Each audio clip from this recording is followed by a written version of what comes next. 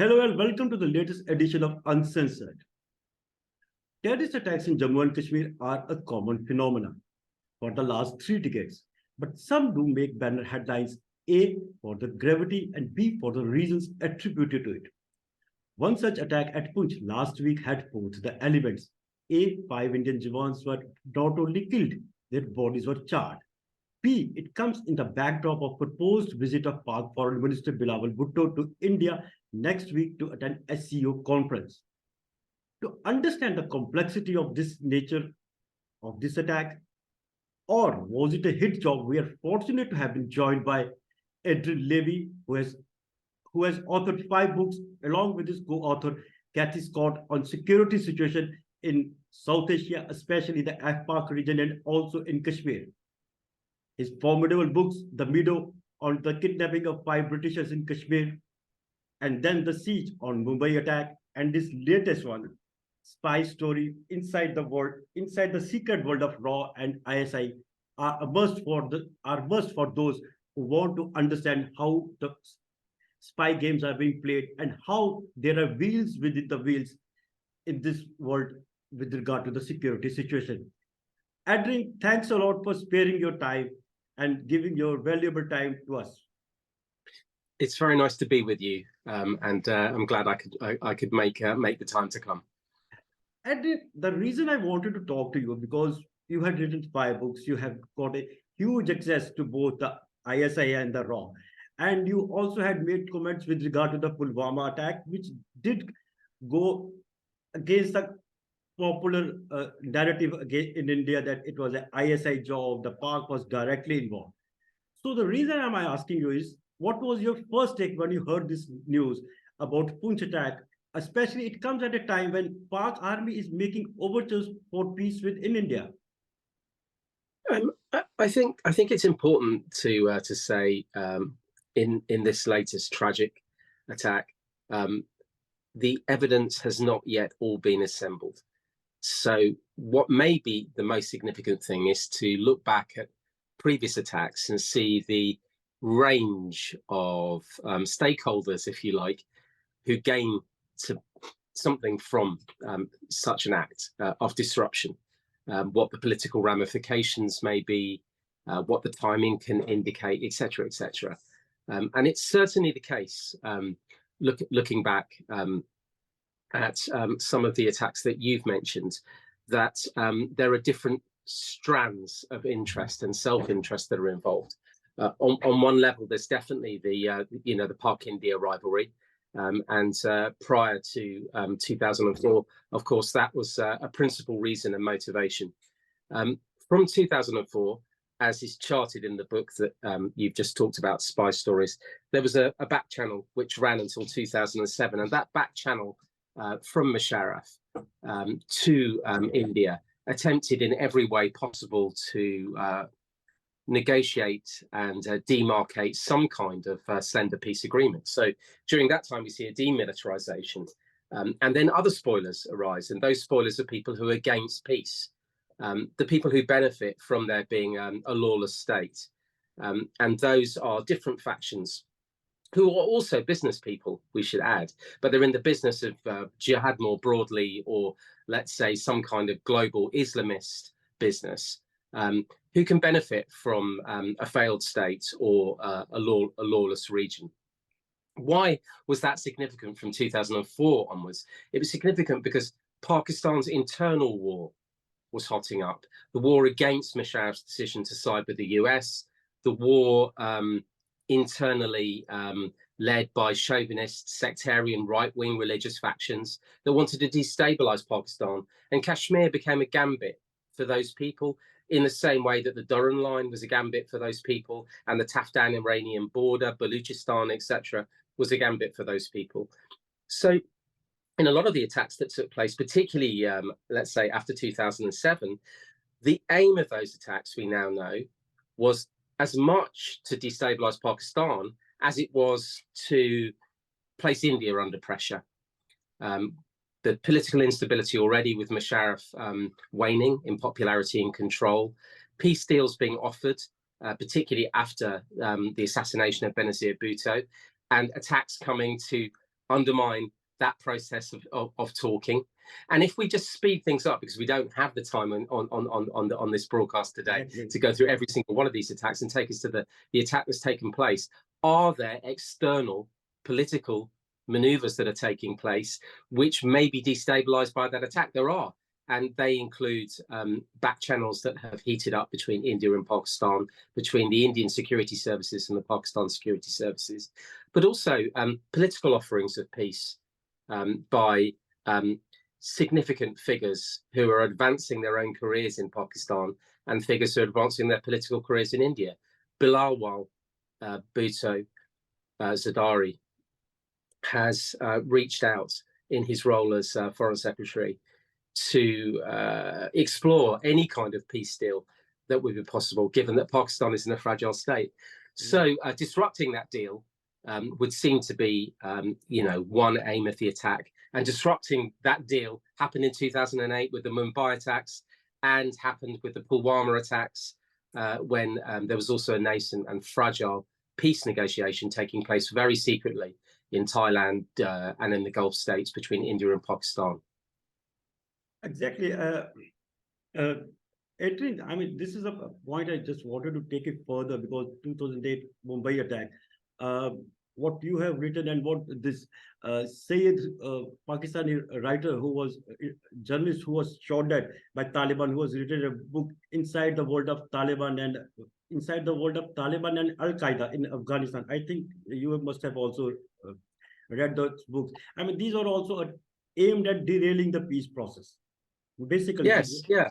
I mean, there are people that benefit economically from war. Yeah. So now the reason I'm asking you is that just 2 days back, Dulat, A.S. Dulat, the former RAW chief, which you know quite well, had given an interview to the Wire. And he had said there are definite, in his observation, there are definite imprints of ISI and Lashkar in it. So Lashkar, I can assume they might be involved, but the ISI getting directly involved in this attack, I mean, I have certain doubts, because then it shows if Pak army is making overtures towards India and ISI is involved, then means there's a division in the Pak army. And secondly, yeah, please go ahead. Yeah, I mean, there are many things here. The evidence isn't yet fully gathered. There are people who are jumping to conclusions or attempting to reach for conclusions. I understand that. And they have reasons to do that, because, in the past, they've seen Pak interference in Indian affairs, and therefore, make an assumption that it's likely that there may be an element of Pak interest in the attack that's just taken place. But it's important to say right now that all the evidence is not in, so we don't know. And who does it suit? First of all, there are no rogue factions within the Pakistan military. So if a strand of the ISI is connected firmly to this attack, that means that the Pak army as an institution ordered it. So it is a unified organization with a top-down structure, and there are no freelancers. So to attempt to portray it that way would mean that the Indian military, the Pakistan military, were decaying, and we're in a system of entropy. There are political divisions inside the Pakistan military and the intelligence establishment, but they are much more about the way forward out of the current morass that they're in. The PTI faction, the PMLN faction, and the faction that want a clean set of hands and a technocratic government led by Bilawal. Now, those factions exist within GHQ, and more than ever, perhaps, the last time we've seen such divisions were during the Zulfikar Ali Bhutto period, going way back to then. We're now seeing senior officers speaking out against the PMLN and for PTI or for some kind of political solution. So there are divisions that exist. So an attack like this also places pressure on the Pak military establishment. It places a lot of pressure on Pakistan generally, because it makes Pakistan, particularly when Mr. Dulat suggests that, in his mind, that this may be an attack that benefits or has been co-authored by the Pakistan establishment. It is working on those fissures that are already there in Pakistan. So I think it's important right now not to judge, but to wait for the evidence to be amassed. I mean, certainly in the Pulwama attack, there's no doubt at all who was behind it. The evidence came out finally after almost a year and a half, and the analysis of the phone handset and then witness statements that were taken led us to very clear conclusions. And there's no doubt that Jaish-e-Mohammed and elements of Lashkar were involved in that attack. But the significant thing there is that the political veneer placed on that attack was that it was directed, authored, and masterminded by Abhara, by the ISI, by GHQ. And yet, at the same time, the evidence that was suppressed in that attack showed that the cell that had planned it was operating out of Helmand province in Afghanistan under the command and control of Jaish. And Jaish at that time, the 3 people who were in command and control, were on a death list for the ISI for ruthlessly pursuing ISI senior officers attempting to assassinate them. So the political veneer was obscuring the actual roots of a terror attack. It's too easy simply to come out without analysing the evidence and say Pak is to blame. Yeah, I mean, exactly. That is the point. And you talked about this Mumbai and Pulwama attack. The inside world of Taliban and Afghanistan, Al-Qaeda, the book I mentioned about, the author also makes a hypothesis that the Mumbai attack was staged, rather planned and executed, because Pak army was carrying out operation against against Taliban then in the FATA region, which and they wanted the focus to shift from that region towards borders, and they want hostilities to grow up further, so that the attention of the Pak army gets diverted. So if we take this as a cue, and now what is happening again with regard to the TTP, its very, very ferocious attacks, the Pak undermining the Pak authority, not only the Pak state, but also the Pak army. The same kind of situation is emerging there right now. So, I mean, could that also be the factor which we should factor in before making any critical analysis? We should assume we should examine everything right now until the evidence is assembled, and avoid convenient political tropes about why these attacks happen until we know.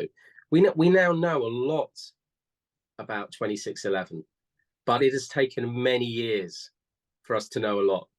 And we now know that because of evidence given by key protagonists and planners, the architects of the attack, that their plan was to create massive instability, undermine Zardari in his new presidency, and create a nuclear-tinged conflict between India and Pakistan, because within that struggle would grow the people who are lobbying for a caliphate-style business enterprise, which would subvert the Pakistan army and the secular elements in Pakistan. So we know that now, and we know because evidence has emerged after the Snowden leak showing digital interception into the planning phases of 26/11, and we know because the interrogation documents that are in the possession of ISI and the RAW, which are drawn from key protagonists who've admitted as much, that the agenda was, the agenda was this. Pulwama had a similar agenda, and the timing really matters. So the key things here, within a super sensitive attack like this, where there are, at the end of the day, victims, it's an appalling attack, is to take the heat out of the situation and examine who the likely beneficiaries are. Exactly. Pull out the strands slowly and begin to unspool that to look for the political context. Now, it's true, as the RAW says all the time, that often with terror, there is no sense. Timing is irrelevant and there are irrational factors. That is true. But at the same time, the context, the political context matters. And so the most important thing is not to race to judge, but to allow us some time, everybody time, to analyse the key events before using this as a political, creating a political context on this, which simply doesn't exist. Adrian, let's take it forward a bit. Now, the point here is that, in this region, Poonch and Rajouri region of Jammu division, it's a 4th major attack which has taken place, and prior to it, 9 Indian soldiers were also killed. before that, there have been attacks. And what the inputs I'm getting out there is that, I mean, there are two dimensions to these recent attacks. One is that if you go and talk to the people on the ground, the mindset has changed after the Taliban has come over to Afghanistan, especially among the locals there who are living along the LOC. They believe, I mean, something similar kind of situation can happen in India, especially in Pakistan, and then they can move it also. This Islamic Caliphate kind of a mindset has emerged there, especially after Taliban has come to power in Afghanistan. And second dimension is that, as you have said in quite a few interviews, that now with Modi government and the consolidation of power, the back channels are going on at very high level back channels are going on. So probably they are in know of certain things.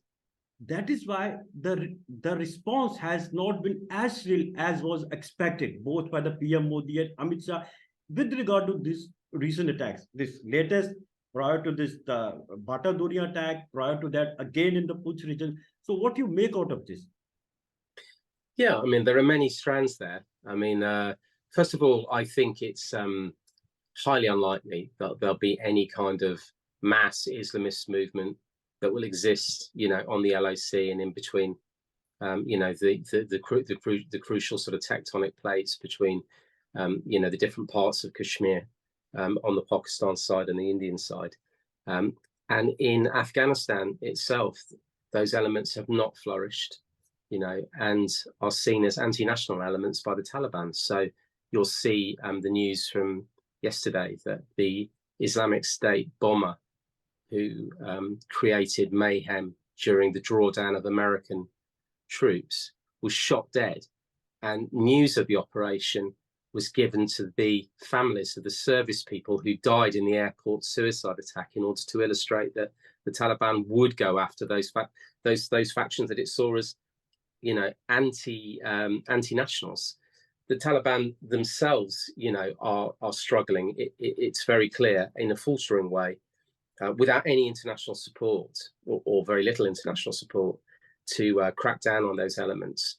And although, US intelligence reports suggest that there are Islamist cells that are sprouting up, they've existed for a number of years, and there's no sense that they are either cohesive or in the business of state capture, strong enough to capture the Afghan Islamic Republic, the Emirate.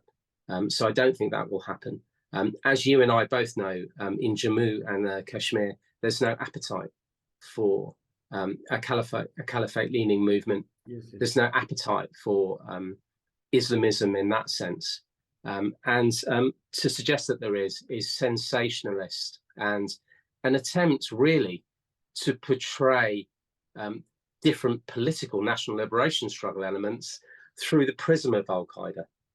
And that's a mistake. It does not do service to the political movements that exist in Jammu and Kashmir, and the different flavors of politics that exist, but also it undermines the democratic processes of Jammu and Kashmir, and the popular-led processes. So I would resist that, and I resist that thinking. It's never happened. The only pockets of Islamism per se have existed in the Konkan coast of India, and that's for different political, historical, and geographical reasons. Mm-hmm. And those were very small cells that found affiliation with Islamic State and Islamic State's struggle in Syria and Iraq, and those cells don't exist anymore. So, I resist that kind of sensationalist logic. Mm-hmm.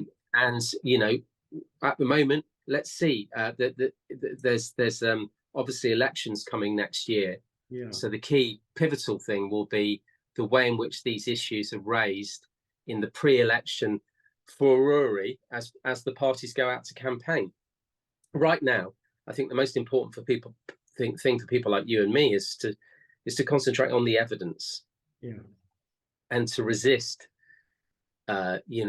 creating a political or placing a political veneer on something when it's not evident so far.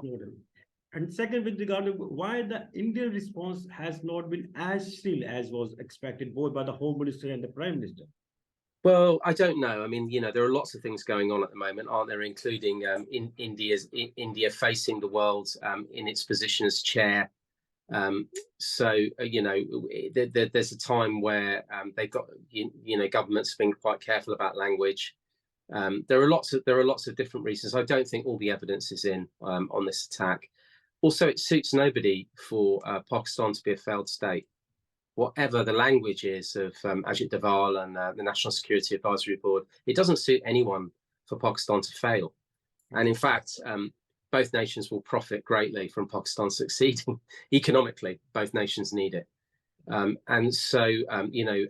think everyone is wary of the political entropy in Pakistan right now. Pakistan is at a deadly phase, and no one wants to accelerate that. It's on the brink of a period that's really quite unique, both in terms of its economic catastrophe, but also in terms of the political ramifications for what's going on. Exactly, you're right, because Pakistan is facing a unique position in its history, which it has not faced till now. Since its existence, there is judicial crisis, there is economic crisis, there's division within the army with regard to the political affiliations.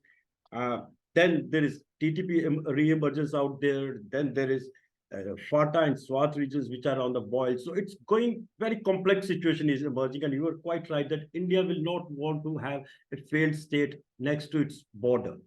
But no, exactly. I mean, nobody would want, because then it will have huge ramifications for India, because if it wants to emerge as a superpower. And now, I mean, coming to the last end of our program. So do you think that, in the backdrop of these attacks and also the situation on the ground in Pakistan, do you believe that Indian response will be cautious onwards also with regard to the development, and also the overtures which the Pak army is making, will they also fructify also? And will the India take peace process forward also? Yeah, it's very difficult to know and answer any of those questions, because I don't think either side knows yet. It looks like there won't be answers to some of those questions until September of this year. By then, we'll know what the political passage is for Pakistan. I mean, already there's some discussion, for example, that Imran Khan may be forced aside, and that a new government of national unification comes forward, which is led by Bilawal. That appears to be the subtext of meetings that took place yesterday in Saudi Arabia between Mohammed bin Salman, and Nawaz Sharif, the Sharif family, Mariam Sharif. An attempt to find a third way, which doesn't involve the PMLN and doesn't involve the PTI. I think within Imran Khan's camp, there's resignation that his political quest might be over even.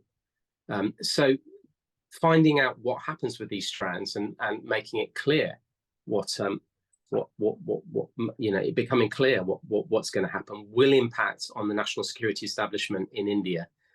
And of course, understanding what the priorities will be for the Indian national security establishment will be key.